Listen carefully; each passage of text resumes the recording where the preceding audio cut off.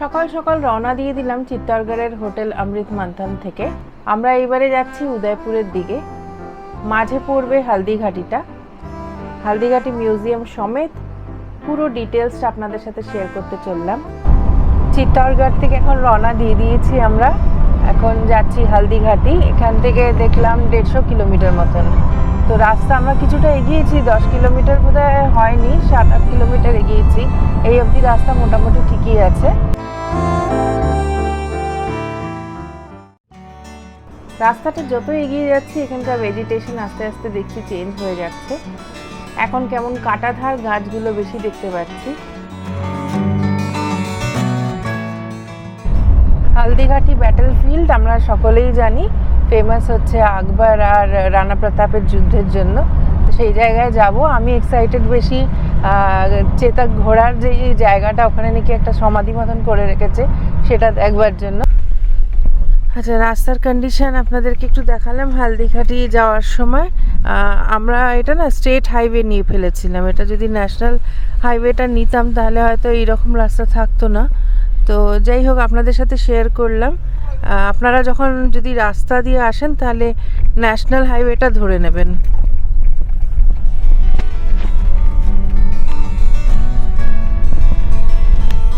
আমি যেমন আগের ব্লগেই জানিয়েছি যে আমরা একটা গাড়ি পুরোটাই হায়ার করে নিয়েছিলাম ফুল রাজস্থান ট্রিপ করানোর জন্য। ফার্স্ট ডে থেকে লাস্ট ডে অবধি আমাদের সাথেই থাকবে।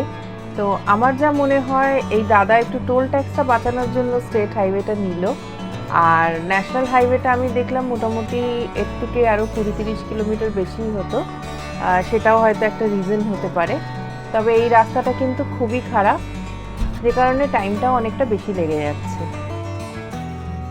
হালদিঘাটি অঞ্চলে পৌঁছে গেছি আর এখানে এখন কাজ চলছে। যা শুনলাম সুন্দর রাস্তা করে দেওয়া হবে হালদিঘাটি ভ্যালিটার মধ্যে দিয়ে, যাতে ট্যুরিস্টরা এই জায়গাটা খুব সুন্দর করে উপভোগ করতে পারে।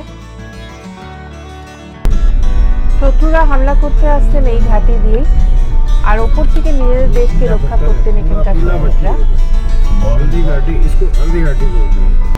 হালদিঘাটি মেন স্পটে ঢোকার আগে দুদিকে দেখতে পাচ্ছেন পাহাড়গুলো, আর পুরো এখানকার যে পাথরটা হলুদ রঙের, মাটিগুলো যেগুলো বেরোচ্ছে হলুদ, যে কারণেই নাম দিয়েছে হালদিঘাটি।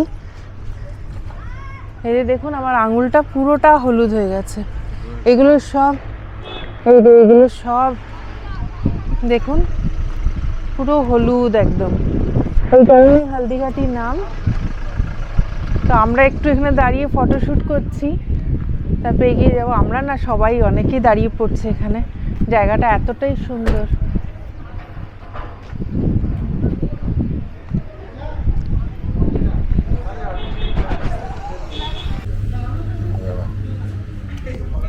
একদম হলুদ রঙের পাউডার বেরোচ্ছে। অনেকেই দেখছি স্যাম্পল করে করে একটু কালেক্ট করে নিয়ে যাচ্ছে নিজের সাথে।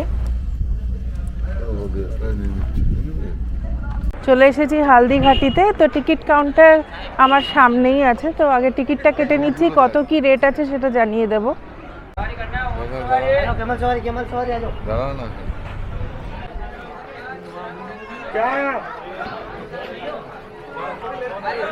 এক বিশাল দরজা, আর এখানে হচ্ছে টিকিট কাউন্টার। এখানে টিকিট হচ্ছে 120 টাকা, বাচ্চাদের 3 থেকে 10 বছর অবধি 60 টাকা। আর সবচেয়ে ভালো জিনিস দেখলাম, এর সাথেই কিন্তু গাইড ইনক্লুডেড আছে, মানে এক্সট্রা কোনো আর টাকা দিতে হচ্ছে না, টিকিটের সাথে গাইড আছে।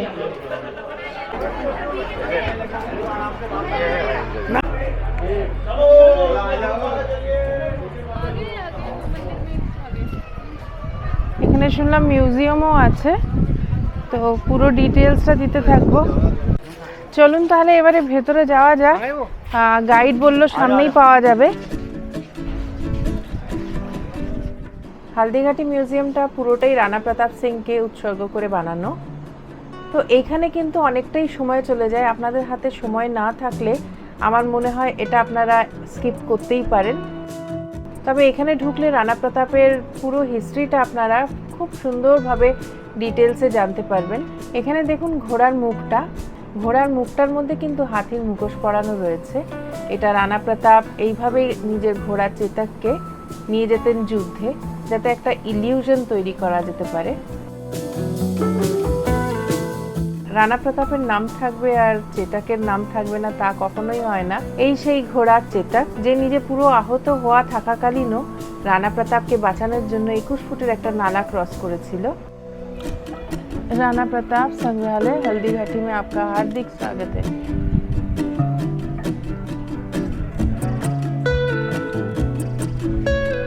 এইবারে ইনস্ট্রাকশন অনুযায়ী আমরা পরপর এক একটা করে রুমে ঢুকবো আর এক একটা করে শো দেখানো হবে আমাদেরকে, যেখানে রানা প্রতাপের পুরো হিস্ট্রিটা থাকবে। बड़े वीर साहसी और शक्तिशाली राजा हुए हैं और कई बड़े बड़े युद्ध किए हैं, परंतु मेवाड़ के शासक महाराणा प्रताप जिन्होंने अपने देश की स्वतंत्रता स्वाभिमान के लिए युद्ध लड़ा और अकबर के। इस म्यूजियम के संस्थापक श्रीमान मोहन जी श्रीमाली है। उन्होंने वरिष्ठ अध्यापक की नौकरी से स्वेच्छा सेवानिवृत्ति लेकर अपनी पैतृक भूमि पर इस संग्रहालय का निर्माण करवाया और मुख्य सहयोगी उनकी पत्नी श्रीमती विमला देवी श्रीमाली इनके साथ कंधे से कंधा मिलाकर चली। इस सपने को साकार करने के लिए उन्होंने अपना सब कुछ न्योछावर कर दिया। आप लोग सभी संग्रहालय में खड़े हैं। संग्रहालय से 200 मीटर की दूरी पर चेतक की समाधि है, जहां पर महाराणा प्रताप के स्वामी भक्त घोड़े चेतक को दफनाया गया था। यहां से 2 किलोमीटर की दूरी पर हल्दी घाटी दर्रा है। इस दर्रे की विशेषता है कि यहाँ की प्राकृतिक मिट्टी व पत्थरों का रंग हल्दी जैसे पीले रंग का है। বাইরে একটা শো দেখলাম আর তারপরে আবার এখানে মেন শো দেখতে আসলাম। এই এখানে শুরু হবে, আমরা সবাই এখন ঢুকে বসছি। অডিটোরিয়ামটা কিন্তু বেশ ভালোই বড় আছে, আমি ভাবলাম কজন আসবে জানি না, তবে বেশ অনেকজনই আসছে। তা আমার সিস্টেমটা কিন্তু খুব ভালো লাগছে, মানে বেশ বোঝা যাচ্ছে ব্যাপারটা।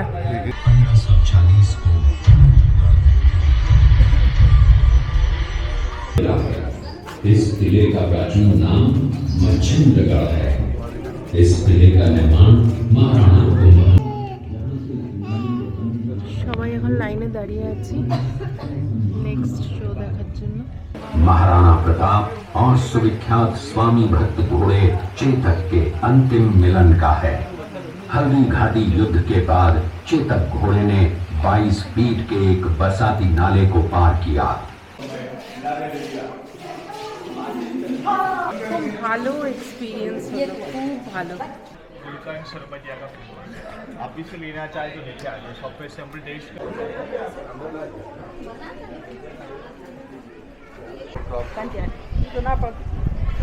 আর এদিকে একটা ছোট্ট জলাশয়ের মতন বোটিং করতে পারছে।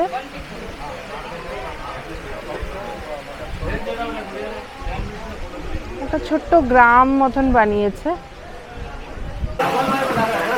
ড্রেস পরে ছবি তোলারও ব্যবস্থা। এখানে ছোট্ট একটা ক্যান্টিন আছে, খাবারও পাওয়া যাচ্ছে। খুব ভালো মিউজিয়ামটা ঘুরলাম, অনেক কিছু জানতে পারলাম। তো চেতকের সমাধি দেখার জন্য আমাদের গেট থেকে বাইরে যেতে হবে, 200 মিটার হাঁটা পথ বললো, তো সেটা দেখতে ইচ্ছুক আছি। দেখি এবার যদি দেখতে পারি আপনাদের সাথে শেয়ার করব। এখানে জামা কাপড়েরও একটা দোকান দেখতে পাচ্ছি ভেতরে এই মিউজিয়ামে। 1800 700 400। এই যে এটা 400 টাকা, 400, এটা 700। এখানে কাঠের জিনিসও, কাঠের তৈরি জিনিসও প্রচুর।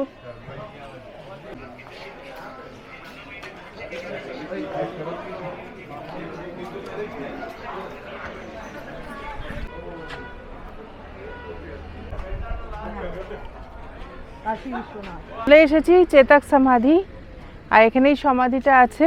চলুন, চেতকের সমাধি, তার ডিটেলস এখানে হিন্দিতে লেখা। আর এই যে চেতকের সমাধির দিকে এগিয়ে যাচ্ছি, আর নিচে একটা শিব মন্দির আছে। এখানে ছোট্ট একটা পার্ক মতন করে রেখেছে। এই যে সমাধি,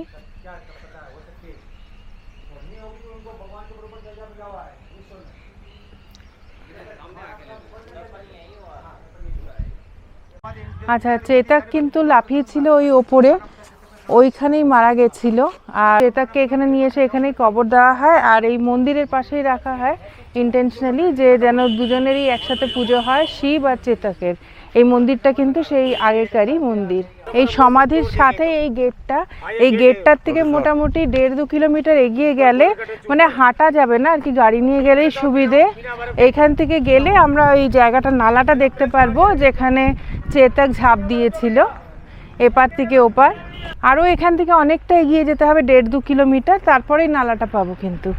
তো আমরা আর এখন অতটা হেঁটে যাচ্ছি না।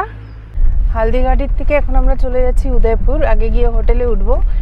এবারে আমাদের হোটেলের নাম হচ্ছে উদ্ধব বিলাস।